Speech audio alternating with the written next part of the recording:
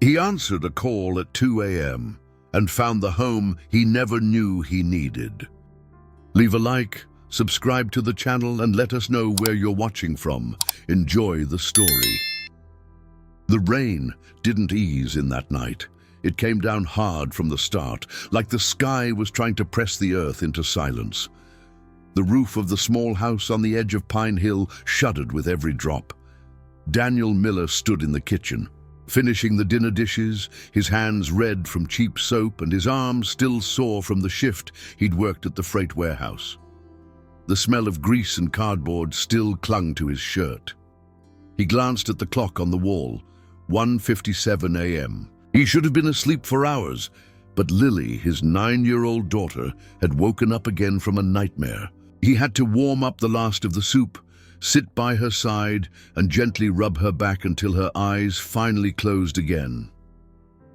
Now, with the house quiet and the dim kitchen light reflecting off worn tiles, he took the last sip of coffee that had long gone cold. That was when the phone vibrated on the counter. Unknown number, nearly 2 in the morning. He thought about ignoring it, letting it ring into voicemail, but something, a vague instinct, an unnamed pull, made him answer.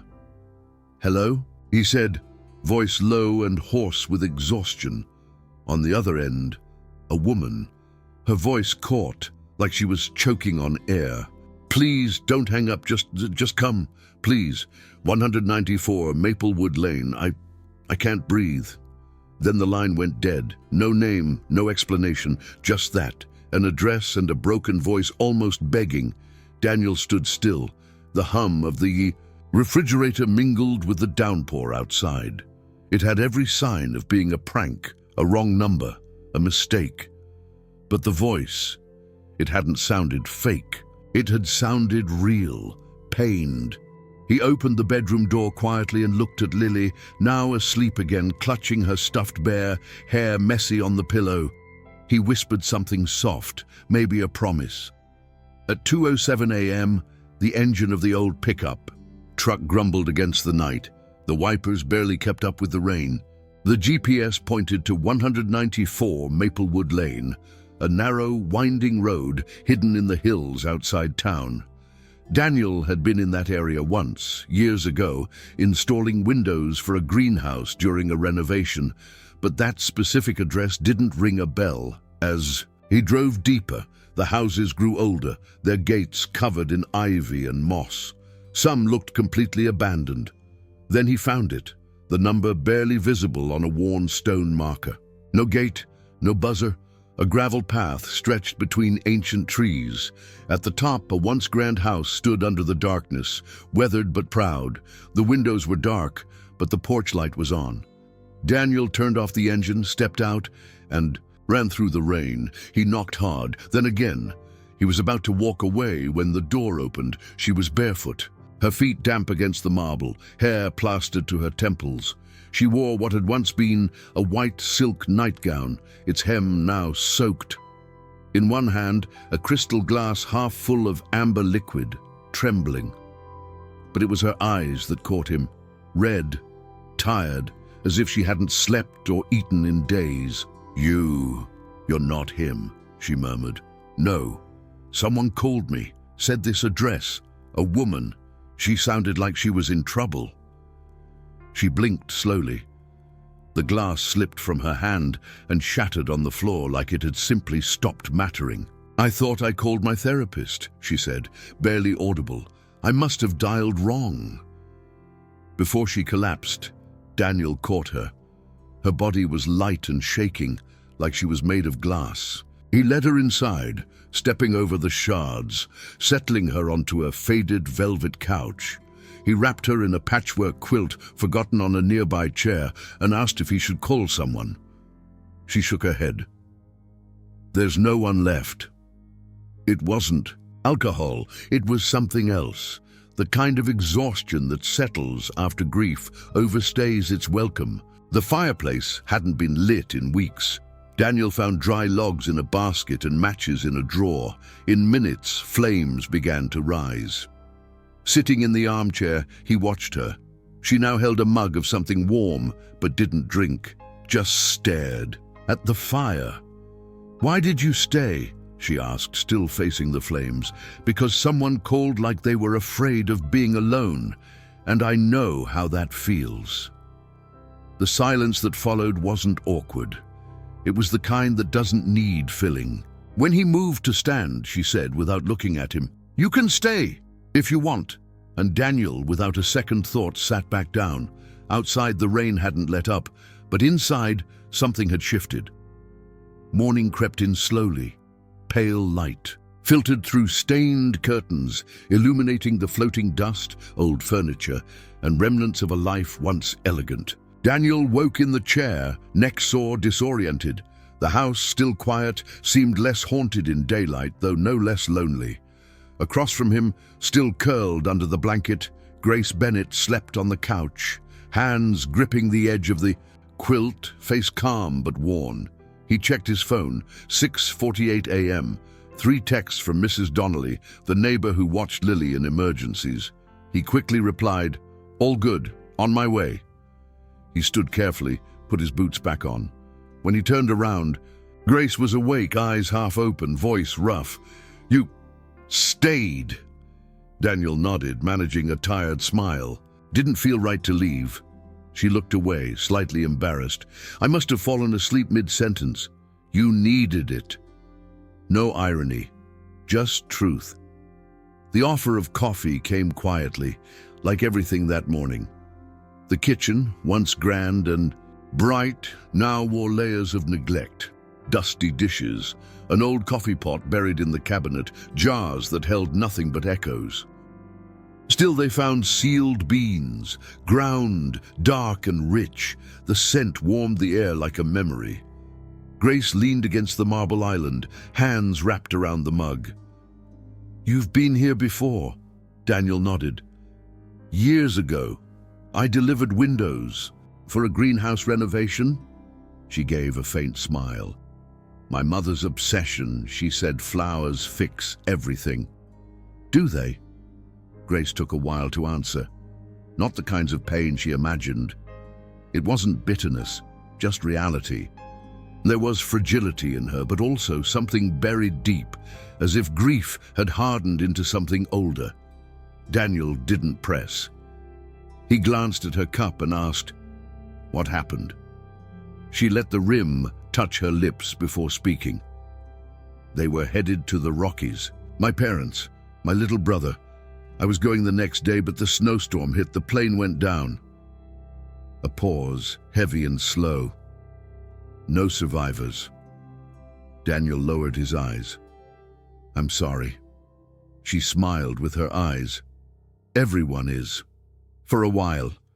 Then the calls stop, and life goes on." He almost responded, but she added, "I didn't go on. I stopped here, with the name, the house, just without direction." Before he left, she walked him to the door. Grace stood on the threshold, arms crossed against the morning breeze. "Thank you for coming, even without knowing who called." He smiled from the steps. "I'm Daniel Miller." And the voice sounded like someone who needed someone. "Grace Bennett," she said, offering her hand in a restrained gesture. "And I haven't let anyone into this house in 4 years." He hesitated, then touched her fingers lightly. "Lily, my daughter, she's 9. She's different, sensitive. If I told anyone I left her with the neighbor in the middle of the night in the rain to answer a stranger's call, they'd say I lost it." Grace held his gaze. No judgment, just something new in her expression. "But you came, because sometimes we just need to know someone will show up." The silence after that felt different, and as he turned to go, she said, "If you're ever not working, the garden needs help."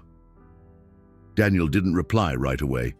He thought of Lily, of the apartment that smelled like mold, then looked at the house again and said with half a smile, "If the coffee's as good as today." Grace let out a short, real laugh. "Deal?" He waved. The truck pulled away slowly on the wet road. But in the rear-view mirror, he saw her standing there on the porch, still, waiting. Saturday morning arrived damp and grey, with low clouds hanging over the rooftops like a heavy curtain. Daniel spent the morning doing laundry and reorganizing Lily's drawer, where there were always more drawings than socks. She sat on the living room rug, lost in her world of colored pencils, talking to herself as if her characters were talking back. Sometimes he was amazed at how calm she remained, even when everything around her felt chaotic. It was as if she'd learned, too, early how to shield herself from the instability around them. After lunch, she looked at him with those wide, observant eyes. Was the lady in the big house sad? Daniel crouched in front of her. Yeah, honey, she was. Lily hugged her teddy bear close. Does she have kids? No. Lily hummed thoughtfully, the kind of sound only kids can make. She should have flowers. When I'm sad, you always bring me flowers. Daniel smiled. It was true. Whenever Lily got hurt or scared, he'd make paper flowers from napkins, newspapers, whatever he could find. Maybe I'll keep that in mind, he said. What he didn't say, because he wasn't sure how to name it yet, was how much that woman still echoed in his thoughts days after the call.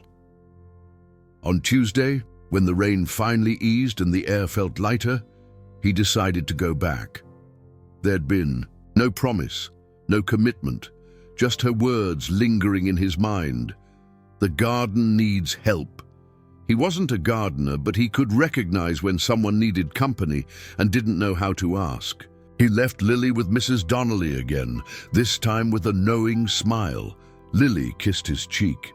If she seems happier, tell me. The house on Maplewood Lane looked less intimidating without the rain. The overgrowth still covered the path. The windows still shuttered, but one upstairs curtain was slightly open. Daniel parked the truck and walked with more confidence this time. Before he could knock, the door opened. Grace looked different. She had traded her nightgown for a flannel shirt with rolled-up sleeves, jeans, and rubber boots. In her arms, a pair of gardening gloves and a basket of old tools. "You came," she said, like she wasn't sure it would happen. "Did you bring a shovel?" "No, but I'm good at improvising." She smiled with more ease than before. The backyard garden, hidden behind ivy-covered stone walls, felt like another world. The greenhouse was dusty, filled with cobwebs, but still structurally sound. There were cracked pots, dried-up plants, and benches with loose wood. Still, the place had a hidden beauty waiting to be uncovered. They started by clearing the stone paths, gathering fallen leaves, and rescuing forgotten tools from under shrubs. Grace showed him where her mother used to plant roses, how her brother once built a little vine maze when he was 10, and how one corner got just the right morning light for begonias. She walked through the space like revisiting memories, hesitant but purposeful. Daniel watched more than he spoke. He noticed how she'd pause in front of a dead plant, almost as if apologizing for letting time take it. "Ever think about replanting here?" he asked, pointing to a wide, cracked pot. "For what? No one's here to see it." "You are," he said simply. She looked at him, surprised and unsure. "I never thought of it like that. I think a lot about angles. I'm a carpenter, after all." Grace laughed, a short but honest laugh that lingered. It was the first time that place had heard laughter in a long while, and Daniel, without saying a word, felt he'd done more for her in that garden than any therapist ever could. By late afternoon, Grace offered an impromptu coffee on the back porch. They used mismatched mugs, sat on the stone steps, and shared a loaf of bread with apricot jam she found at the back of the pantry. "Have you always been like this?" she asked, studying him. "Like what?" "I don't know." "Present." Daniel took a moment. "I think life taught me, or maybe the absence of it.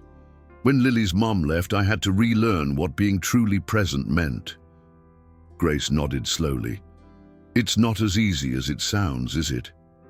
"Not at all." She wrapped both hands around her mug like the warmth grounded her. I don't have kids, but I still feel responsible for things I couldn't hold on to. You don't have to be a parent to carry guilt." The silence that followed was long but soft. Lily would have called it a butterfly silence, the kind that lands gently and doesn't startle. When Daniel stood to leave, Grace walked him to the side gate. "If you ever want to come back, the garden will still need help. Will the coffee be as good? Next time, I've got fig jam." He laughed. "Deal." Back in the truck, on the drive home, Daniel felt the mud on his shoes, the dirt under his nails, and a kind of fatigue that didn't bother him. It was the kind that came with purpose. When he got to the apartment, Lily ran up and hugged him, sniffing his shirt. "Collar, you smell like trees. Better than grease, right? Depends. In my book, the ones who smell like trees are the ones who heal forests." He knelt down and looked at her with affection. "Then I guess I'm doing okay." Later that night, with her asleep, toes peeking from the blanket and a book open on her chest, Daniel picked up his phone. Grace's number was still saved as unknown. He fixed that. Then, almost without thinking, he sent a short message. The house felt different today, more alive. There was no immediate reply, but he didn't expect one. Some messages aren't meant to start a conversation. They just say, "I'm here, and I'll keep showing up." The next morning, as Lily ate her cereal with yogurt and Daniel sipped his first coffee, she asked directly, "Is the lady going to be our friend?" He raised his eyebrows. "I think so." Lily smiled and grabbed a napkin. She began to draw red flowers with a wax crayon. "I'm making her a bouquet. Are you writing anything with it?" "Yeah, for when the days feel grey." Daniel was touched by her simplicity. He knew Lily had a way of reaching people without trying, and in that moment he was sure what they were building wasn't just a garden. It was space, for flowers, for second chances. The makeshift tool basket was already on the back seat of the truck when Daniel pulled up again to Maplewood Lane. He had stopped by the gardening store in town before driving up the hill, picked up lavender seedlings, 2 new pairs of gloves, and a small, light blue metal watering can that Lily had chosen from the catalogue. She said it was for Grace. "She looks like someone who likes good smells and the sound of water," she explained. When he stepped out of the truck, he found the front door ajar and Grace crouched by the entryway, pulling weeds between the stone walkway. She wore a faded t-shirt and an old cap with a crooked brim. She looked up and smiled. "Brought reinforcements?" Daniel lifted the bag of seedlings and the watering can. Lily insisted on the color. Grace took it gently, turning it in her hands like it was glass. "She's got good taste." The garden, still far from its former self, was beginning to show signs of change. The paths were more visible, the air less dense. New leaves had started sprouting at the tips of the vines, like small promises breaking through the cracks of time. That afternoon, they worked side by side in long stretches of quiet, with short breaks for practical comments or observations about the plants. Grace seemed more focused than before, as if every move with the trowel or every branch she trimmed served a clear purpose. She didn't talk much, but Daniel could see the care she took in choosing where to plant, how to arrange the pots, and how the light fell on each side. The act of gardening, even clumsily, seemed to help her sort through thoughts she wasn't ready to speak aloud. At one point, he found her standing still by an empty bed, holding a small shovel as if she'd forgotten what to do with it. When he approached, she spoke before he could ask. "This is where my brother wanted to plant peas. Charlie used to say food that comes from the ground tastes like adventure." Daniel looked at the patch of dirt and then back at her. "And did you help?" "I used to pretend I hated it, but yeah." He said the garden was our ship and the seedlings were the crew. Daniel smiled, knelt down and touched the soil.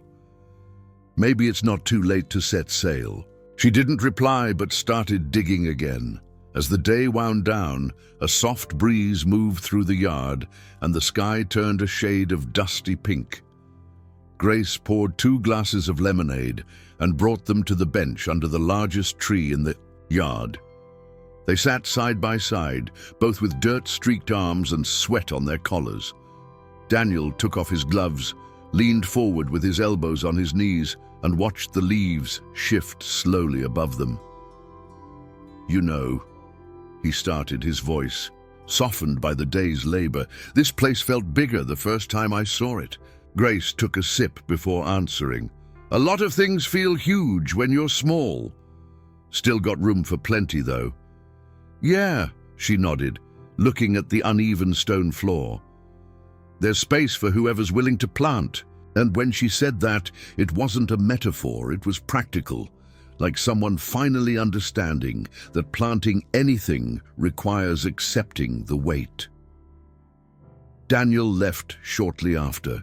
Grace stood at the gate for a few minutes, holding the blue watering can in her hands, watching the truck disappear between the trees. She went back inside, slipped off her shoes at the door, and headed straight for the greenhouse. Turning on a lantern, she scanned the still empty pots and rested her hand on one of them. There was no plant, just soil. But a feeling had taken root, one she couldn't name yet. She didn't want to sleep or run, just stay there a bit longer, in that space where things were beginning to take shape again. Meanwhile, Daniel drove familiar roads with the radio off. Instead of music, his mind replayed the way she'd wiped sweat from her brow with the back of her hand. The way she sorted through dried leaves, how she laughed. Nothing about those images felt random. They were parts of something taking form. He didn't know what it was yet, but for now, it was enough to keep coming back. Lily was waiting, hair in 2 uneven buns, lips stained with grape juice. She sat on the living room floor, surrounded by sheets of paper. When he walked in, she held up a drawing. "This is her house. I used imagination." Daniel knelt down.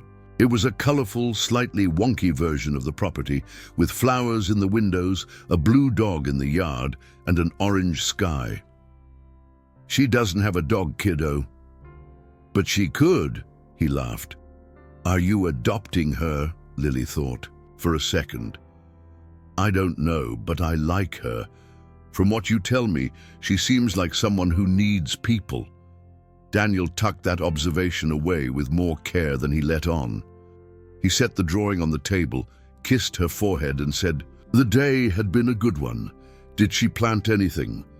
"Not yet, but almost." Lily grabbed a red pencil and started writing on the back of the page. "Can I sign for both of us?" "Of course." And that's when he realized, without many words or gestures, something was settling between him and that house. A presence, and that no longer felt temporary. The next morning, Lily put the drawing inside a zippered pouch and asked to come along. She wanted to give it to Grace herself. Daniel hesitated. He explained that Grace was still in a delicate place, that the garden was still recovering. But Lily countered with something simple. "So am I." He had no argument for that. Just nodded, helped her into a coat, brushed her hair gently, and the 2 of them headed out like they were delivering a letter to someone who was already family. They just didn't know it yet.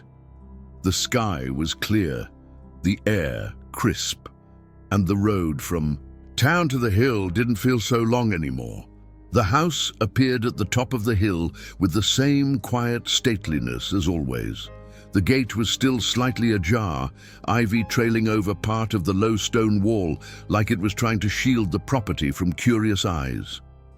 Lily kept her gaze, steady out the window, a zippered pouch in her lap, and fidgeting fingers gripping it tightly.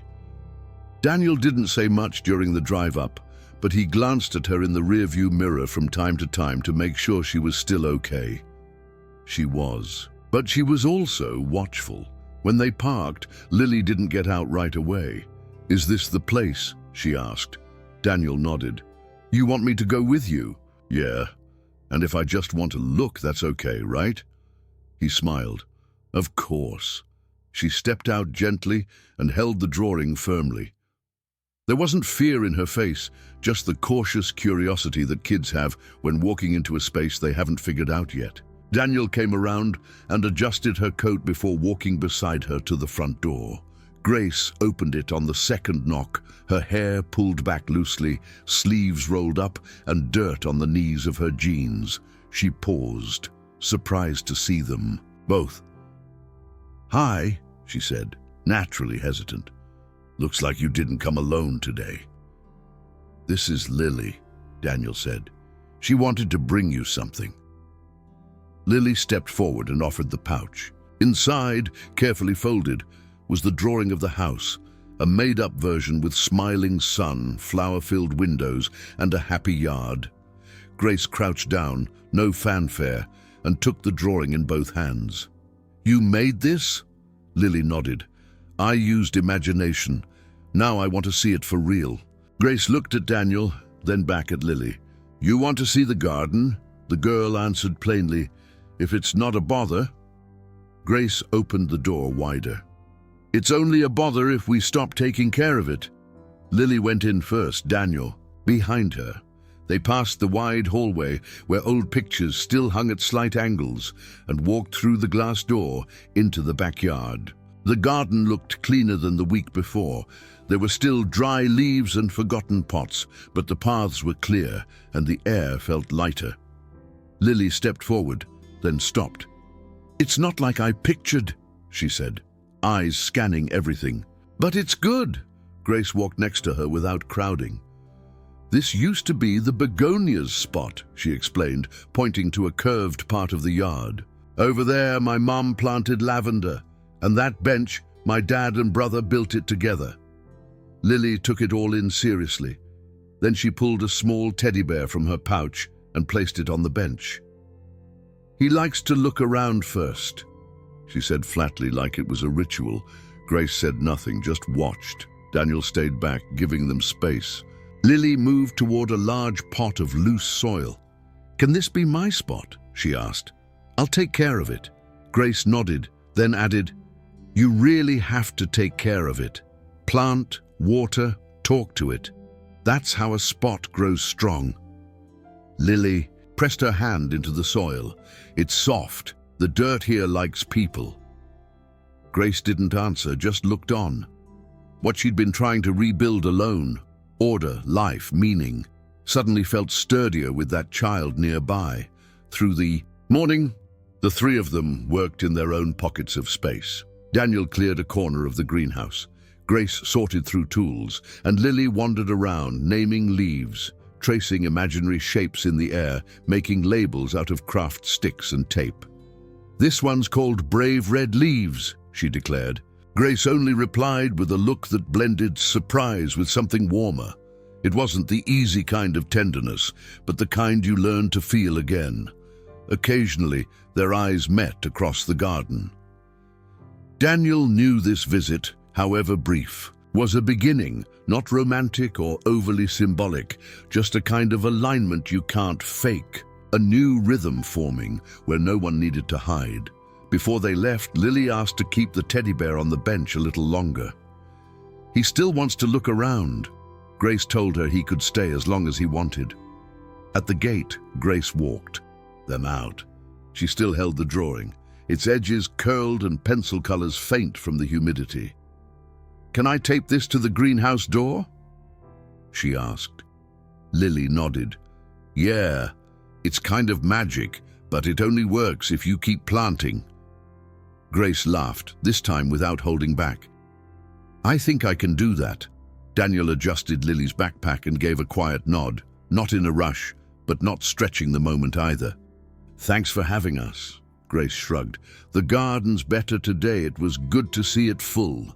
Back in the truck, Lily pulled off her knit cap and looked toward the empty seat where her bear had been. "You think he'll like it there?" Daniel started the engine. "I think he figured out that place could be home too." They drove back to town without hurry, the scent of soil still clinging to their clothes, a new piece of story already folding into the routine. The week unfolded with its usual rhythm, but something felt different. Daniel noticed it in the little things. Lily woke up more energized, spent more time drawing and less on screens. She asked about flowers, the names of tools, how roots knew where to grow. At night, when he tucked her in, she'd ask when they were going back. He never gave a date, but always promised it would be soon. On Thursday, Grace sent a short message. "Still have some figs." He replied, "We've got crayons." And that was that. Saturday was set. When they arrived, the house already felt familiar. Lily carried a bag filled with watercolor pots, brushes, recycled paper, and a jar of sunflower seeds she insisted on planting. Grace was waiting in the garden, wearing an old t-shirt tied at the waist, gloves on, and a noticeably softer expression. She smiled as soon as she saw them, and Lily was the first to walk the stone path, confident now that she belonged. This time, there were no introductions, just continuation. The teddy bear was still on the bench, now with a dried flower beside him. Lily noticed, smiled, and said he didn't feel alone. Grace gently ruffled her hair, quick but meaningful. Daniel watched while unloading tools from the car. "I think it's a good day to plant something new," he said. Grace nodded. "The weather agrees." They spent the morning picking out places to sow. Lily chose a cracked planter from the previous week, saying she wanted sunflowers there because they liked the sun as much as she did. Grace showed her how to loosen the soil, place the seeds just right, and water them without flooding. Next to them, Daniel trimmed an old hedge carefully. The snip of garden shears mingled with low conversations, small laughs, and the splash of water from the watering can. None of them said it aloud, but they all felt it. Something was shifting. Around noon, Grace invited them to the back porch. She'd made a savory pie and a pitcher of fresh lemonade. They ate, using old ceramic plates and mismatched glasses. Lily marveled at the dishware. "Feels like a storybook house," she said, and Grace replied, "That's about right." The talk was light and easy. Favorite foods, cartoons, the difference between daisies and chamomile. Lily ate slowly, taking it all in like she wanted. To remember every detail. Daniel, more relaxed than usual, didn't talk much but took it all in. Sometimes he just watched, as if seeing his daughter grow before his eyes.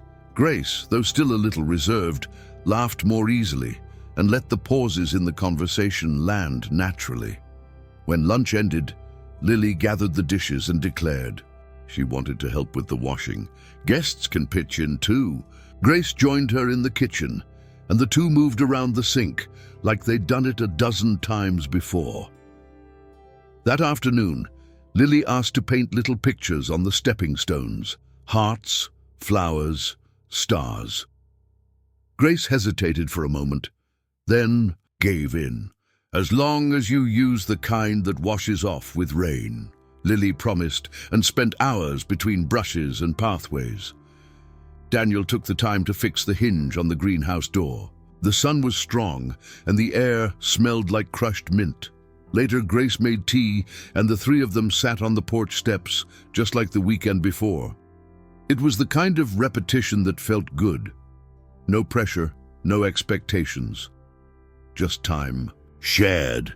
Lily said she wanted to come back next Sunday to see if her seeds had grown. Grace answered naturally, "The house will be open." And to Daniel, it sounded like one of the most honest things he'd heard in a while. As they got ready to leave, Lily ran back to the bench to retrieve the teddy bear. "He's coming with me today, but the flower can stay." Grace nodded and adjusted the dried blossom.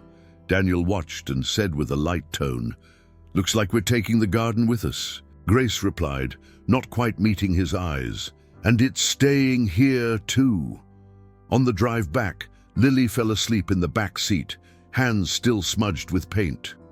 Daniel drove with one arm resting on the window, his face peaceful, not in any rush. He no longer thought of Grace as a sad woman, but as someone mid-transition. And in the small pattern starting to form, visits, care, conversation, there was something sturdier than plans.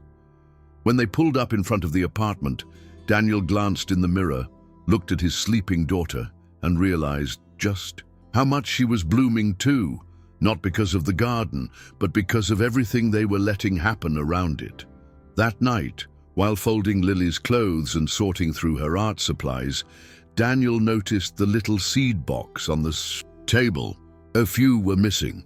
The rest were safely tucked inside. He took a piece of paper and wrote with a steady hand, "To plant on Sunday." He folded it and placed it with the seeds.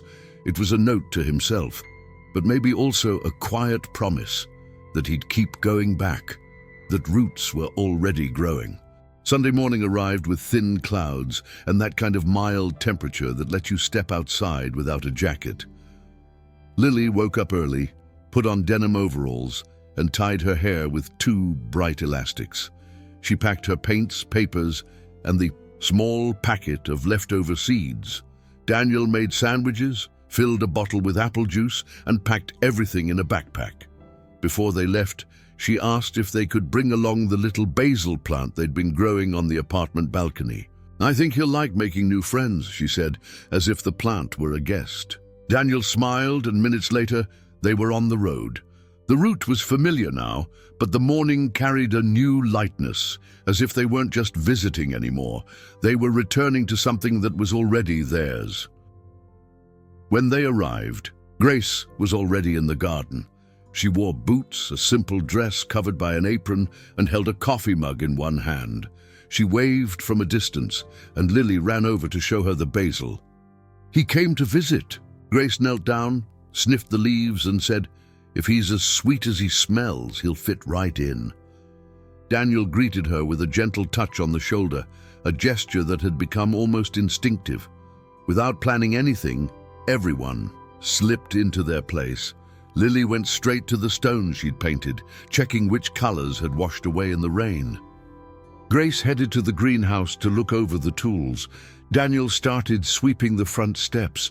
No plans were made, but the day unfolded naturally. Later in the morning, Grace showed Lily a small wooden box where she kept old seeds. "Some won't sprout, but others might surprise you," she said. Lily picked out a handful of small, round seeds. "These look like hope." They planted them in a neat row, right beside a garden bed slowly taking shape.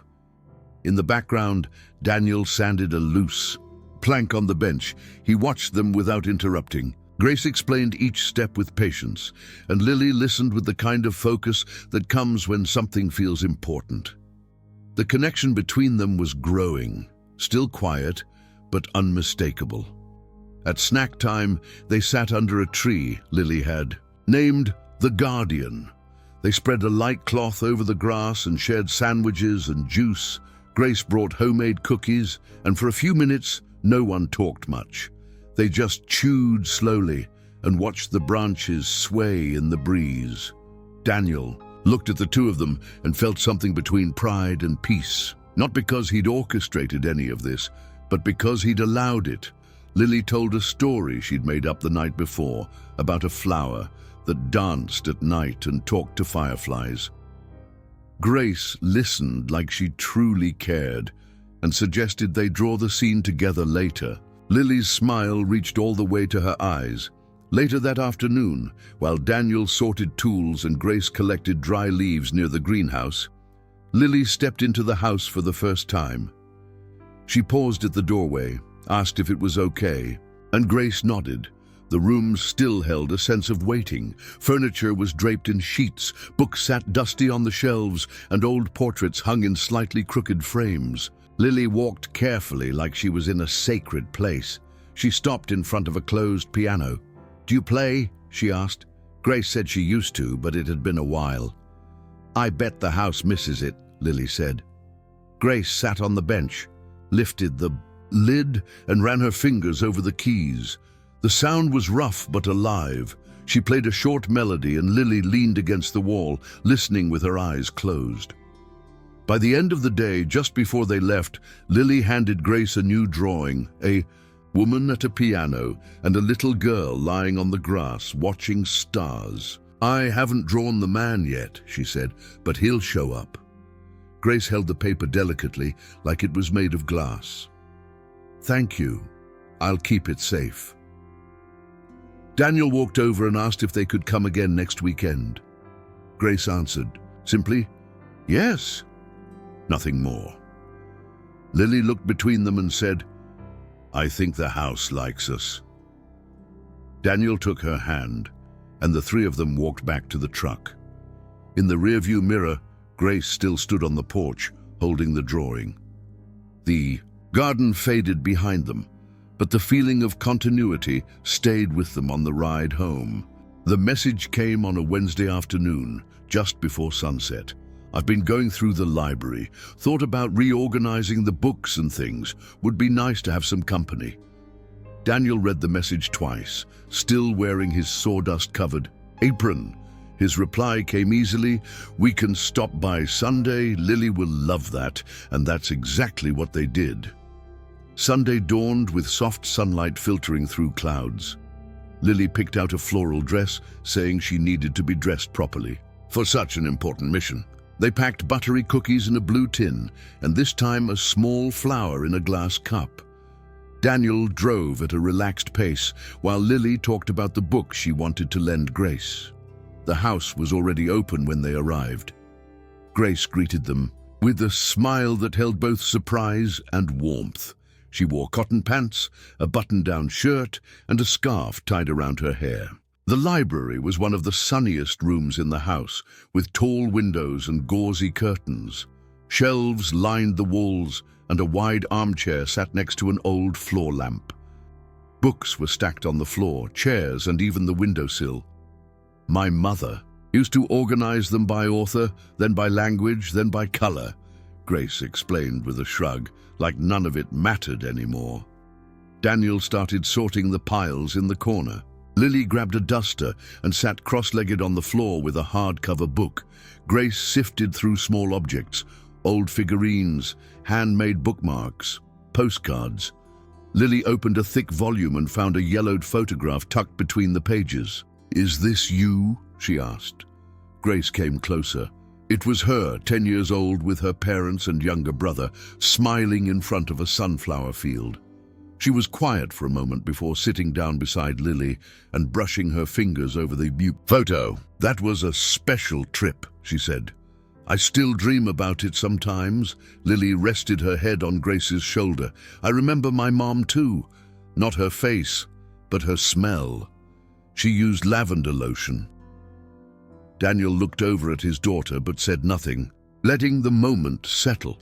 Grace held the photo like it might fall apart, too delicate to move again. Lily slid a floral bookmark into the book. "Now you'll know where to keep the memories." They spent hours there, trading quiet moments, memories, and small treasures.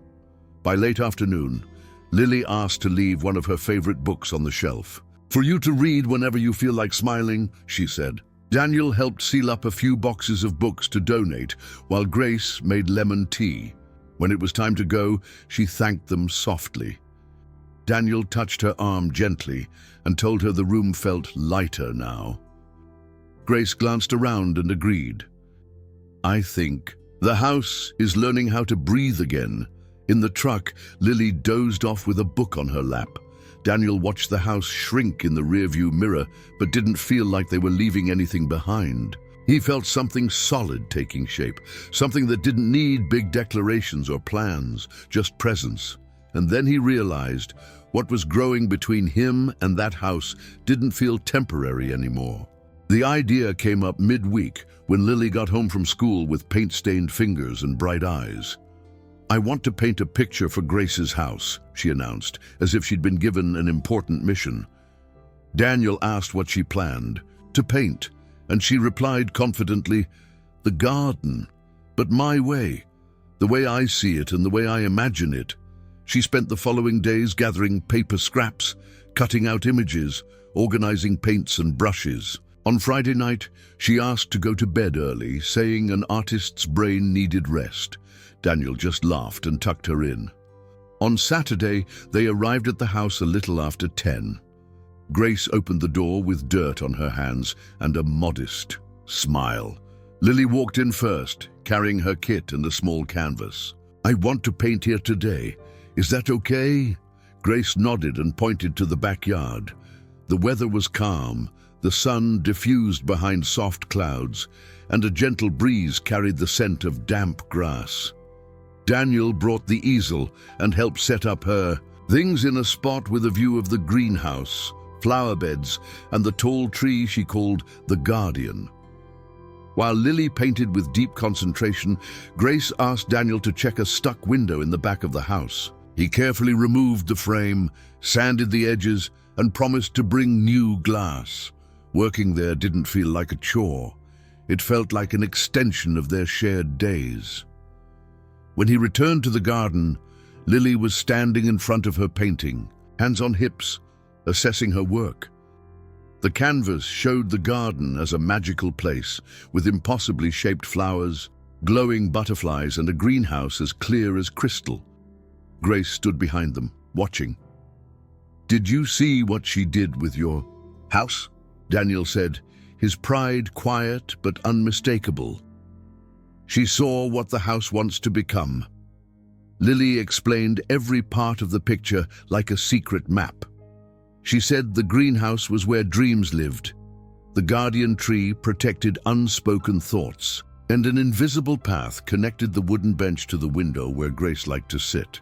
Grace listened with sincere interest and asked if she could hang the painting in a special spot. Lily thought for a moment. "At the library entrance, so the memories can see color every time they pass by." Later, they had dinner together. Grace made vegetable soup with croutons, and Daniel brought fresh bread from the bakery. They ate in the kitchen with dim lights and easy voices. Lily yawned before dessert and curled up on the couch. Daniel stayed to help with the dishes, and the two of them talked about the house, the books still to sort, and how their days had changed since seeing each other more often. "I didn't know opening the door to the garden meant opening the door to so much more," Grace said, drying a plate. Daniel looked at her calmly. "Some things only grow when someone takes care of them." Before leaving, Grace placed Lily's painting at the library entrance, next to an old mirror. Half asleep, Lily smiled at the sight of her art hanging there. "Now the house has a pretty secret," she murmured. Daniel carried her to the truck, tucked a blanket around her, and came back to thank Grace. They didn't say much, just a light touch of hands, a long smile. Whatever was forming between them didn't need to be rushed. It was steady and it felt right. The next Saturday started with rain in the forecast, but Lily insisted they go to Grace's house anyway. She had a new sketchbook and some colorful tape, determined to make a collage inspired by the garden leaves. Daniel glanced at the heavy sky while brewing coffee, wondering if they should postpone, but he couldn't bring himself to dampen his daughter's enthusiasm. Grace replied to his message saying she'd be home and that she was baking yogurt cake. "Smells like childhood," she wrote. By the time they arrived, the daylight had already dimmed under thick clouds, but the house looked cozy, chimney puffing soft smoke and windows glowing warmly. Lily ran out into the yard in her yellow raincoat, collecting fallen leaves like they were treasures. Grace was in the kitchen, sleeves rolled and apron on. Daniel offered to help, and she nodded toward a ceramic dish on the stove. "Can you slice it? Not too thick. I like them to fit perfectly on the dessert plates." He picked up a knife, the scent of warm cake bringing back something distant from his own childhood. Meanwhile, Lily set up her supplies at the living room table, taping bits of paper, ribbon, and leaves onto the pages. She created tiny visual stories with the ease of someone who finds magic in everyday scraps. The afternoon was peaceful until thunder began to rumble softly in the distance. Daniel peeked outside and saw the rain approaching fast. "We should probably head out before it gets worse." Grace stepped closer. "You can stay if you'd like. Wouldn't be the first time this house gave shelter to an unplanned sleepover." Lily's eyes lit up. "Really? Can I sleep in one of the old rooms?" Grace smiled. There's one with a patchwork quilt and a blue lamp. No one slept there. In years, the rain soon hit hard against the windows, and Daniel knew driving back wasn't the safest option. Lily was the first to settle in, dozing off on the couch with a book on her chest. Grace showed Daniel a room upstairs, but before he went up, they stood together in the kitchen. The rain tapped the roof, and the sweet scent of cake lingered in the air. They didn't need many words. Their silence held something shared, steady, honest. When Daniel gently touched her waist, Grace didn't pull away. She leaned in, and the kiss that followed wasn't rushed, just real. A calm, true kiss from two people finding rest in each other. Afterward, they sat together on the bench by the stove, hands intertwined in their laps. Daniel didn't say much, just that he hadn't felt like he belonged anywhere in a long time. Grace let out a soft breath. This house has been quiet for so long. I think it likes hearing voices again. They stayed there without counting time. When they got up, they climbed the stairs quietly. Lily was fast asleep, her hair splayed across the pillow. Daniel adjusted the blanket and gently closed the door. In the next room, Grace left a loose t-shirt on the chair and went to the bathroom. When she came back, Daniel was sitting at the edge of the bed. They didn't speak, just looked at each other, and she came closer. They slept, truly slept. Tired bodies, calm hearts, peaceful minds. That night, neither was seeking anything more than company and shelter. And that's exactly what they found. In the morning, the rain had stopped, though the ground was still damp. Lily woke up cheerful, saying she dreamed of a garden that grew inside the house. They had breakfast in the kitchen, finishing the last. Slices of cake and chatting about small things. Grace offered brown paper for Lily to sketch her dream. Daniel helped fold some sheets and left a note in the living room. This house smells like stories now, and maybe a little like the future. Thank you for yesterday. As they left, the garden seemed greener, like the rain had woken something hidden. Grace stood on the porch, a mug in hand, watching them walk through the gate, and for the first time in a long while, she didn't feel afraid of whatever might come next. The visit happened on a sunny Wednesday, completely unplanned. Grace showed up at the apartment without calling first, carrying a cloth bag with a glass jar inside and a slightly sheepish smile. Lily answered the door. She opened it quickly, and her eyes widened at the sight of Grace standing there, holding out the gift with both hands. I brought apricot jam, made it yesterday, but it only finished setting this morning. Thought it matched the mood of the day. Daniel appeared moments later, a dish towel slung over his shoulder and his hands still damp. He hadn't been expecting her, but he smiled the second he saw her. Grace stepped inside, unsure of where to go at first, but Lily grabbed her hand and led her straight to the kitchen, where open cookie boxes and a steaming tea kettle waited. "It's raspberry-flavored," Lily announced proudly, like she was presenting a fancy restaurant menu. Grace accepted a cup and sat at the table as if it were a place she'd always known. They spent the late afternoon together, exchanging soft conversations and comfortable silences. Lily showed her latest drawings and said she wanted to write a book with pictures and made-up stories. Grace listened attentively, praised the colors, suggested whimsical titles, and laughed at the most outlandish ideas. From the side, Daniel watched them with a calm expression he couldn't quite name. When Lily left the table to grab more paper from her room, Grace whispered, "She's an incredible kid." Daniel gave a slight nod. "She's got this light that's taught me a lot, mostly about not being afraid to start over." Later, as the sun dipped between the buildings outside, Grace stood to leave. Lily ran to get an envelope and handed it over with both hands. "I drew you today. You look happy here." Grace accepted the gift with the care of someone holding something delicate and irreplaceable. She thanked Lily with a kiss on the forehead and a look that carried more meaning than words ever could. Daniel walked Grace to the door. They lingered. In the quiet, he leaned in and kissed her gently, like he didn't want to break the moment they'd built. Grace returned the kiss, then rested her forehead against his. "You made me feel at home. Thank you for today." That night, after Lily had gone to bed, Daniel sat on the couch with the envelope in hand. He opened it slowly and found a drawing of Grace, her hair loose in the wind, sitting among flowers surrounded by tiny hearts.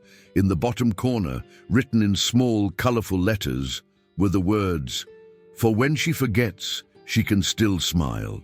Emotion rose in him. He tucked the picture carefully into a thick book, placing it between pages that spoke of lasting things. The following weekend, they returned to the house on Maplewood Lane. Grace had set out brushes and old rags, ready to begin a new chapter, repainting the main room. Lily wore a cat ear headband and dipped her fingers in blue paint, giggling at the mess she made. Daniel sanded one of the windows while the radio played an old tune. The house was coming alive with color. Their days were filled with new sounds, small rituals, and a kind of stability that didn't come from grand promises, but from simple, repeated choices. When they paused for a snack, they sat on the floor among paint-streaked cloths and scattered brushes. Grace looked at Daniel and Lily sitting there, crumbs on their chins, smiles easy and warm, and thought maybe this was how life began again. Not with announcements, but with new colors, familiar scents, and the amazing people who choose to stay. The end. Did you enjoy this story? Don't forget to like the video and subscribe to our channel so you never miss another heartfelt tale. See you next time.